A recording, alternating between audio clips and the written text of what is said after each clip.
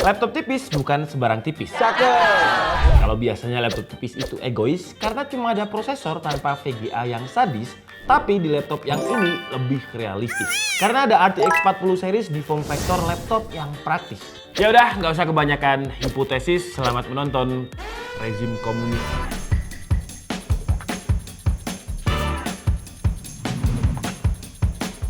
Hai Andika, guys di sini. Jadi ini adalah Lenovo Yoga Pro 9i. Kemarin kita udah ngebahas Lenovo Yoga Pro 7i, tapi di video itu banyak yang ngeluh karena nggak ada discrete graphic card-nya.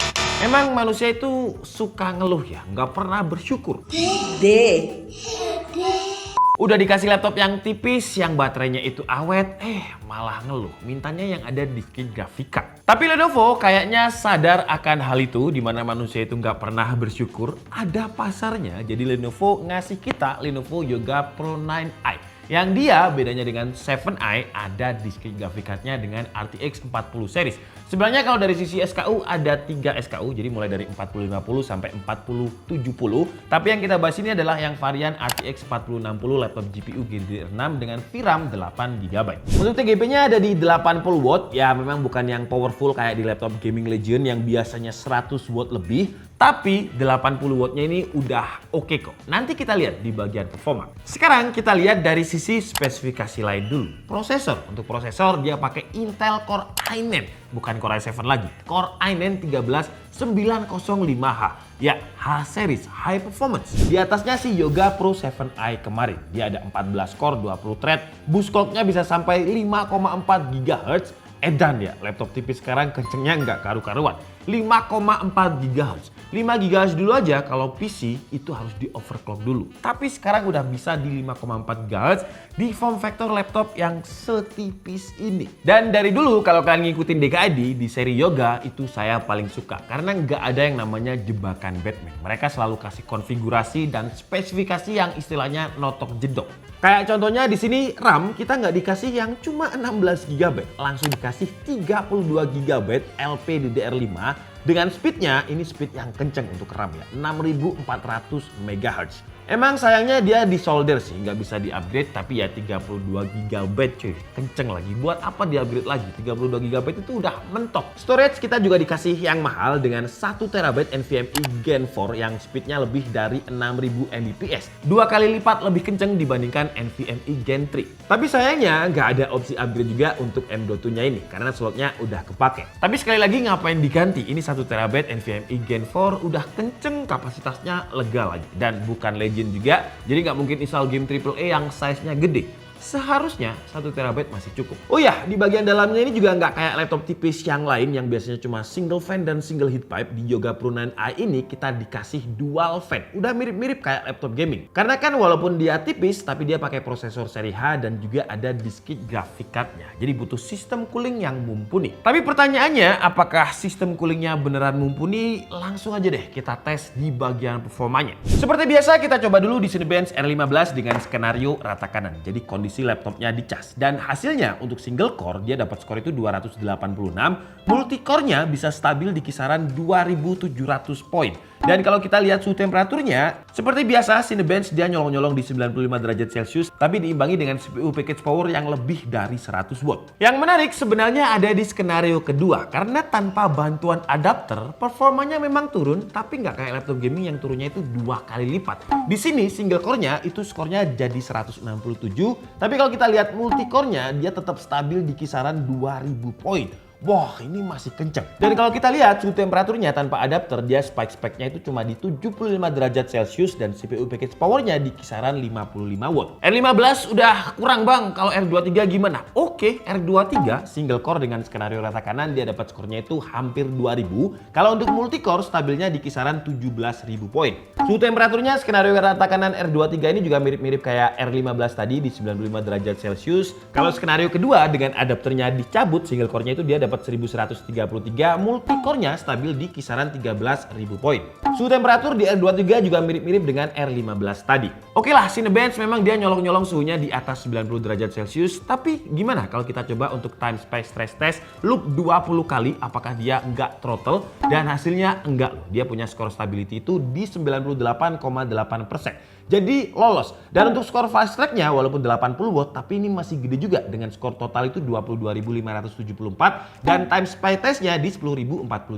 Lanjut, sekarang kita coba dia untuk editing. Seperti biasa Adobe Premiere Pro dengan template yang memang biasanya kita pakai, kita ekspor ke 4K dulu. Dan hasilnya dia mampu merender dengan durasi waktu itu 1 menit 22 detik. Kalau kita ekspornya ke Full HD lebih kenceng lagi dengan 47 detik. Kalau digunakan untuk rendering 3D gimana? Biasanya kan laptop tipis itu kalau rendering 3D ya noob ya. Nggak untuk Yoga Pro 9i ini. CPU rendernya dia mampu merender dengan durasi waktu 2 menit 39 detik. Kalau kalian ngerasa kurang kenceng bisa pakai GPU rendernya. Kudanya aktif dan hasilnya dia mampu merender dengan durasi waktu 32 detik aja. Untuk suhu temperatur ketika editing ini juga aman. Dia cuma spike sekali aja di 95 derajat Celcius. Terus kalau digunakan untuk rendering 3D, CPU render spike awal di 95, terus dia stabilnya itu di kisaran 87 derajat Celcius. Sebenarnya Yoga Pro 9i ini bukan IdeaPad Gaming, bukan Legion, tapi karena dia pakai RTX 40 series, menarik kalau kita gunakan dia untuk main game. Tapi kita coba game yang ringan dulu lah. Dota 2 dengan resolusinya Full HD, grafiknya ada di best looking, dan hasilnya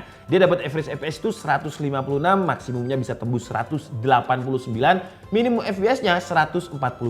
Masih aman. Valorant malah lebih gila lagi dengan resolusi yang sama Full HD, grafiknya high, dia dapat average FPS itu 217 FPS. Ini Yoga loh ya, bukan Legend. Dan maksimum FPS dia bisa dapat 246, minimumnya di 164 FPS. BTW untuk layarnya ini dia juga udah kenceng 165 Hz. Jadi kalau kita gunakan untuk main Valorant tadi, Dota 2, layar dan juga in-game FPS-nya itu masih sinkron. Jadi gamenya ketika kita mainkan lebih responsif. Terus karena dia pakai RTX 40 series, kayaknya nggak afdol deh kalau nggak kita coba untuk main game AAA. Jadi kita coba dulu di game-game kayak Shadow of Tomb Raider, resolusi sama Full HD, grafik high, average FPS, wah dia masih bisa dapat 122 FPS, maksimum 145, dropnya cuma di 86 FPS. Kita coba di Far Cry 5, resolusi sama, grafiknya high ya, bukan rata kiri. Average FPS dia masih bisa dapat 113 FPS, gila. Maksimum FPS-nya 148, dropnya cuma di 93 FPS. Sekarang kita lanjut ke game Assassin's Valhalla. Full HD, grafiknya itu di ultra high, dan average FPS dia masih bisa dapat 105 FPS, maksimumnya 121 FPS, dropnya cuma di 93 FPS. Jadi sekarang kita cobain juga untuk main game yang support sama ray tracing. Kita coba Watch Dogs Legion dulu, resolusinya sama Full HD, grafik medium, DLSS ada di balance, ray tracing ada di medium. Dan hasilnya dia dapat average FPS 68, maksimumnya bisa 82, dropnya cuma di 58 FPS. Angka yang masih aman. Cyberpunk dengan grafik yang sama, average FPS dia dapat 86, maksimumnya bisa 103, dropnya cuma di 60 FPS. Ini juga masih angka yang aman. Dan karena tadi dia nggak ada penurunan performa yang signifikan ketika kita tes Cinebench, kita coba juga untuk main game. Apakah ada penurunan performa? Dan hasilnya ada, tapi nggak banyak. Kayak di Watch Dogs dengan settingan yang sama, tapi tanpa adapter, average FPS dia masih playable dengan 47 FPS, maksimum 65, dropnya di 38 FPS. Nggak pernah di bawah 30, masih aman. Cyberpunk dia dapat average FPS 76, maksimumnya 92, dropnya di kisaran 60 FPS. Masih aman juga. Kalau untuk suhu temperaturnya ketika main game, contohnya kayak Watch Dogs Legion, dia cuma spike sekitar 3 kali di 99 sampai 100 derajat Celcius, stabilnya itu di kisaran 96 derajat Celcius. Cyberpunk stabilnya juga di kisaran 90 derajat Celcius. Valhalla dia lebih dingin dengan suhu temperaturnya itu stabil di 80 derajat Celcius. Valorant game yang CPU bound banget, dia stabil di 96 derajat Celcius. Sebenarnya kalau kita lihat dari suhu temperaturnya dan kita bandingkan dengan IdeaPad Gaming ataupun Legion, ya dia masih lumayan hangat. Karena Legion atau IdeaPad Gaming itu biasanya stabilnya di 90-an. Kalau ini udah bisa di atas 90. Tapi enaknya kalau kita nggak pakai adapter itu bisa main game tetap. Dan suhu temperaturnya ketika tanpa pakai adapter itu stabilnya di Cyberpunk dia cuma 80 derajat Celcius, dan di Watch Dogs Legion tadi dia cuma stabil di 70 derajat Celcius. Jadi kalau nggak butuh daya yang gede-gede banget bisa dicabut aja adapternya. Masih bisa main kok, masih playable. Dan seperti biasa setelah kita hajar benchmark sintetis, main game, permukaan laptopnya udah mulai hangat, kita tes FLIR atau suhu permukaannya. Dan hasilnya suhu tertinggi itu seperti biasa ada di dekat kipas dengan 41 derajat Celcius, dan tombol-tombol di keyboard yang bakalan sering kita pakai itu hanya di sekitar 35 derajat. Jadi masih di angka aman untuk digunakan ketika full load dengan charger. Tapi sayangnya nggak kayak di Lenovo Yoga Pro 7i, suara kipasnya di Yoga Pro 9i ini memang lebih berisik. Kalau dibilang berisiknya mirip-mirip Legend, enggak sih ya. Dia enggak lebih berisik dibanding Legend, tapi lebih berisik dibandingkan Yoga Pro 7i. Ya mirip-mirip kayak laptop gaming sih, suara kipasnya. Lumayan berisik. Tapi wajar sih, karena ini adalah komprominya laptop dengan form factor yang tipis, praktis kayak gini, biar dingin. Suara kipasnya jadi RPM-nya itu dinaikin. Dari tadi saya bilang tipis, tapi sebenarnya berapa sih ketebalan Lenovo Yoga Pro 9i ini? Untuk yang kita bahas ini, yang panelnya pakai mini LED, karena kalau di website Lenovo, bobot dan dimensinya itu beda untuk yang LCD dan mini LED. Tebelnya yang mini LED ini dia ada di 17,6 mm dengan bobotnya 1,7 kg. Kalau sama charger ya sekitar hampir 2 kg. Chargernya juga charger laptop gaming dengan daya 140 watt, gak kayak laptop tipis yang biasanya di 65 atau 100 watt. Ya, kalau bandingannya dimensi laptop yang pakai seri U atau ultra low power yang biasanya bisa di bawah 1,5 kg, ketebalannya juga bisa di bawah 1,5 cm, ya nggak imbang sih ya. Karena walaupun dia masuknya ke Yoga, laptop yang ultrabook tipis, tapi karena dia pakai prosesor seri H dan disk graphic card-nya 1,7 kg itu sebenarnya masih enteng menurut saya. Karena di kelas iPad gaming ataupun Legend yang pakai prosesor dan juga disk graphic card biasanya itu udah di atas 2 kg. Ketebalannya juga bisa di atas 2 cm. Lanjut kalau untuk build quality, wah jangan ditanya sih ya. Di seri Yoga ini bahan materialnya pakai aluminium yang nggak ada rasa murahnya sama sekali. Tapi walaupun nggak ada kata Yoga Slimnya, tapi Yoga Pro ini sebenarnya Yoga Slim dengan spesifikasi yang lebih pro, dengan spesifikasi yang high performance. Karena ya dia nggak bisa convertible kayak Yoga tanpa embel apa-apa. Jadi engselnya ini nggak bisa dibuka sampai 360 derajat, mentok di 180 derajat untuk fitur presentasi. Tapi tenang aja, karena dia juga udah touchscreen. Untuk warna, dia ada dua varian warna. Yang kita bahas ini namanya adalah Tidal Teal, dan ada warna satu lagi yang warnanya itu Storm Grey. Ya warna-warna aman lah, warna-warna yang long lasting. Oh ya, tadi saya bilang kalau layar dari Lenovo Yoga Pro 9i ini pakai mini LED. Jadi ini tuh panel yang biasanya dipakai di TV-TV flagship yang punya banyak LED di backlightnya. Warna hitamnya ini bagus, mendekati OLED, walaupun sebenarnya panelnya ini tetap pakai panel LCD. Bahkan kalau kita mau ngomong ini panel OLED ke orang awam juga bakal percaya, karena ketika kita putar video yang banyak warna hitamnya itu ya kayak OLED, mati. Tapi sebenarnya bukan, karena kalau kita display warna hitam total, blackout, di bagian pinggir-pinggirnya itu masih kelihatan ada dimming-dimmingnya, walaupun tipis banget memang. Enaknya mini LED ini ya lebih murah dibanding OLED dan gak ada resiko burn-in kayak panel OLED. Tapi kualitasnya mirip-mirip. Walaupun kalau kita ngomongin kontras rasio, ya jelas panel OLED itu masih juara. Resolusi kita juga dikasih yang gede dengan 3K, dan Lenovo klaim kalau layarnya ini punya 100 sRGB dan 100 Adobe RGB. Tapi pas kita tes sRGB-nya sih memang 100 ya. Untuk Adobe RGB-nya kita tes di 3 profile display yang disediakan sama Lenovo, nggak ada yang nyentuh 100 Adobe RGB. Lenovo sih nggak klaim berapa brightness needs-nya, tapi ketika kita tes di 3 profile display yang disediakan di Lenovo yang bisa kita cek di Lenovo Vantage, itu tembus di 680 nits. Untuk ukuran laptop ini gede loh, biasanya yang mentok-mentok di 500 nits. Jadi kalau dipakai outdoor atau di ruangan terang masih aman-aman aja. Sayangnya layarnya ini glossy, nggak ada anti glare, jadi agak-agak reflect kalau dipakai di outdoor. Untuk refresh rate seperti yang saya bilang ketika tes game tadi, refresh rate-nya ini walaupun dia bukan laptop gaming, tapi refresh rate-nya udah kenceng, 165 Hz.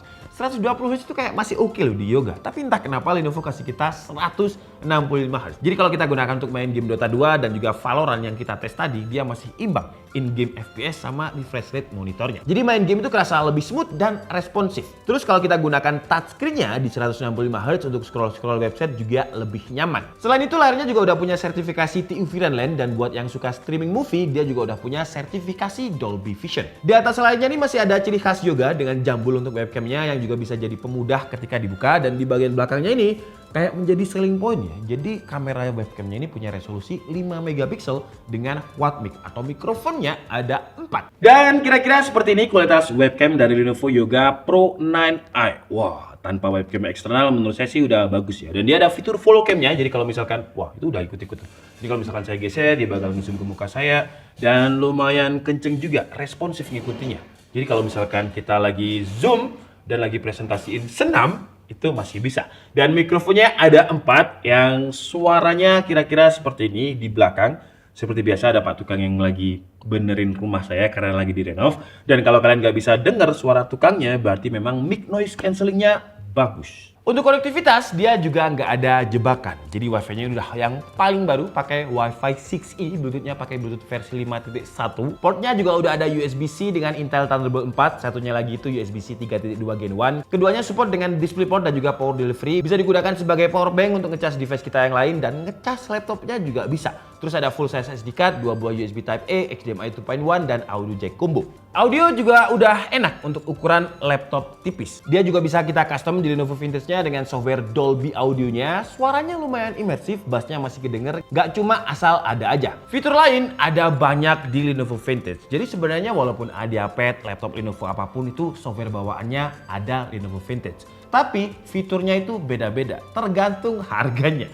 Semakin mahal, semakin banyak fiturnya. Contohnya kayak Lenovo Yoga Pro 9i ini. Dia ada fitur GPU overclocking yang bisa nambahin speed clock-nya. Dan fitur ini cocok kalau lagi main game atau render app yang base-nya itu on GPU. Kayak tes semua kita tadi, kita nyalain GPU overclocking-nya, makanya bisa sekenceng itu. Kalau lagi gak butuh, pas browsing-browsing aja, ya bisa dimatikan. Tapi yang perlu dicatat untuk pakai GPU overclock ini, dia harus dicas. Terus juga ada intelligent sensing yang pernah kita demoin juga sebenarnya. Intinya dengan fitur ini, kalau kita pergi dari laptopnya, dia bakal sleep sendiri, ngunci sendiri, kita datang dia bakal langsung nyala. Sensornya ini dari IR kameranya, jadi kalau muka kita terdeteksi dia bakal connect ke fitur intelligent sensing ini. Terus juga ada intelligent media yang bikin video yang kita puter itu gambarnya lebih bagus, kayak direkonstruksi ulang gitu sama dia. Terus juga ada intelligent gesture untuk adjust brightness cuma dari touchpad dan juga touchscreen. Mungkin yang sering kalian dengar fitur Lenovo Vintage ini rapid charge lah ya, karena rapid charge-nya Lenovo ini memang segigi itu untuk ngecas. Dari 0 ke 100% dia cuma butuh waktu 1 jam 30